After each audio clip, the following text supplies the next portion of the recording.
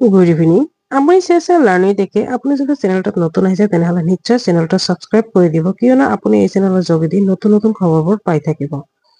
আহক আমি ভিডিঅ'টো আৰম্ভ কৰোঁ। আজিৰ ভিডিঅ'টো হৈছে NIOS DLED সম্পৰ্কে।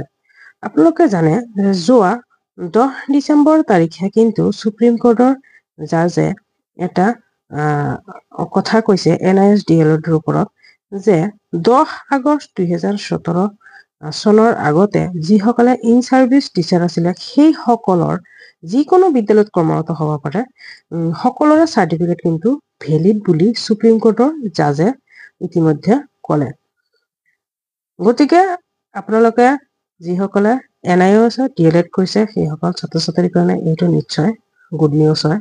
কিন্তু ইয়াৰ উপৰিও আৰু এটা বেড নিউজো হয়। বেড নিউজটো হৈছে যে এতিয়ালৈকে কিন্তু কোনো ধৰণৰ এইটো কথা উল্লেখ কৰা নাই যে NIOS DLED কৰা সকল নতুনকে কোনো ধৰণৰ চাকৰিত এপ্লাই কৰিব পাৰিব বুলি। এই কথা কিন্তু এতিয়ালৈকে উল্লেখ কৰা নাই। কিন্তু আপোনালোকে আগন্তুক নোটিচ দিয়ালৈকে, অৰ্থাৎ অফিচিয়েলি নোটিচ যিহেতু এতিয়ালৈকে দিয়া নাই, গতিকে অফিচিয়েলি নোটিচ দিয়ালৈকে আপোনালোকে অপেক্ষা কৰক। যিটো কথা অফিচিয়েল নোটিচত দিয়া থাকিব, অৰ্থাৎ লিখিত আকাৰে যিখিনি দিয়া থাকিব সেইখিনিয়ে সত্য হ'ব আৰু গ্ৰহণযোগ্য হ'ব।